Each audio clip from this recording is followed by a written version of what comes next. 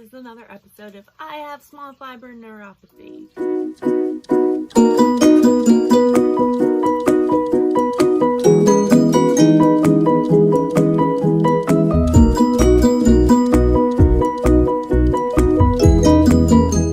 Hey guys, welcome back to our channel. This is another episode of I Have Small Fiber Neuropathy.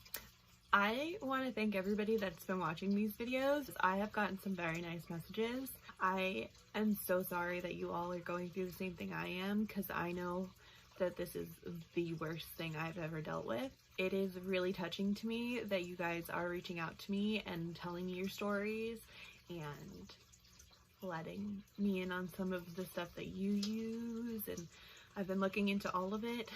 So this episode is, am I disabled? Just so you know, I do classify myself as disabled. I cannot function like a normal human being, and I would never survive the apocalypse. Yes, I know that's a weird way to think about it, but if you've ever watched Hannah Witten and Jessica, I forgot her last name, Jessica Kelgren Fozard. I'm really bad at pronouncing last names if you can't tell, but I love them. They are two disabled people. One talks about mostly about her disability and being a vintage like model, and then the other one is her disability and she teaches sex ed. I love them both. I love their videos about their disability, so I would strongly suggest going to watch them.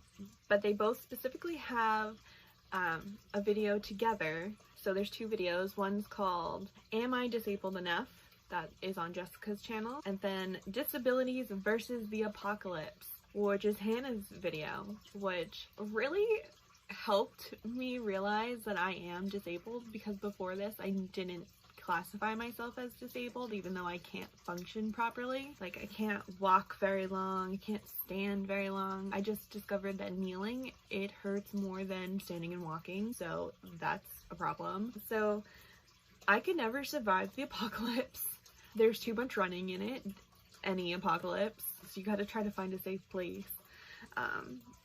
And just because you can't see someone's pain does not mean that they're not in excruciating pain 24/7. My baseline pain scale is about a 4 or 5, which is not that low.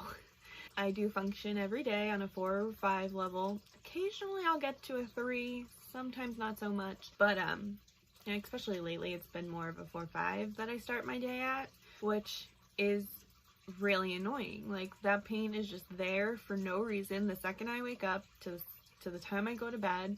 When I'm sleeping, I don't really notice it, luckily, unless it wakes me up, because that's just a really bad flare day.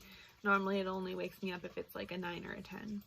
But I am in pain most of the day. I work part-time right now, and after 2 hours into my 4, 5, 6, occasionally 7-hour shift, I am in excruciating pain. I am about an 8 on the pain scale, and working longer hurts it even more. So I did work a really long shift one day, and by the end of it I was at a 9. I came home and hid under my blanket, because the heated blanket and my pain patches are pretty much the only thing that I have right now. So I pretty much just hide under my blanket all day. If you notice me looking down, it's because I did write notes, because I wanted to make sure I didn't miss anything again. So another thing is that I do have more than just my small fiber neuropathy. I also have asthma, IBS, overactive bladder, and a few other things that I didn't write down because there's a list. My IBS has been bothering me a lot lately too, so I have been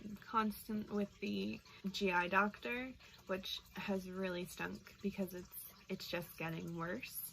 But I'm starting to think that it's all connected to my small fiber neuropathy, because I actually do know somebody else that has it and has the same issues that I do. So we're thinking that it's connected. And I just want to throw out there, because it's a valid point. So before, I thought that I wasn't disabled because the state didn't recognize that I was disabled. However, just because the state doesn't recognize that I'm disabled, I am disabled. Like, I still am disabled. I am in pain all the time. I have a hard time doing normal things that people should be able to do. And just because they don't think I'm disabled enough does not mean that I am not disabled. I am disabled. Okay? Let it sink in. If you're dealing with the same issue, you are disabled as well. Don't let other people tell you that you are not disabled. You cannot function properly. It hurts to function like a normal adult, like normal things that you have to do, like taking a shower, going to work, dealing with your kids, being on your feet for too long, standing up to do the dishes, standing up to do laundry. Like, if you have to sit and take a break from all of those things just because you're standing for too long or walking for too long, you're disabled. Like, that's it. Like, you're just disabled. Another thing that I wanted to update you guys on was my spinal stimulator. As you guys know, the spinal stimulator is something that I have been planning for quite some time now. However, after quite a bit of discussing with my primary care, my neurologist, and pretty much my family as well, I think I've decided against going to the appointment to do it. I don't want to be another experiment just because there isn't that many studies on what I have. I don't want to be a study. Like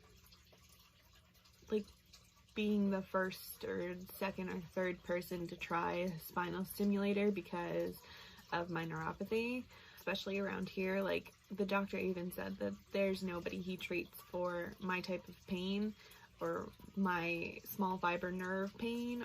Just like, it's been studied on like large fiber nerves, but it's never been studied on small fiber nerves. So I still end up with a 50-50 chance that I will not feel better, which really sucks.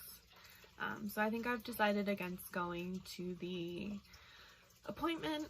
I'm gonna call them and see if there's any other options that they can help me with, because I feel like that is not gonna help me. I am, however, working on getting a wheelchair. So my boyfriend and I have been discussing going on family trips and vacations, and one of the vacations that we are talking about, actually most of the family trips we've been talking about, have a lot of walking. And like I said, I can't walk that far. I can get maybe about a mile before I'm in excruciating pain.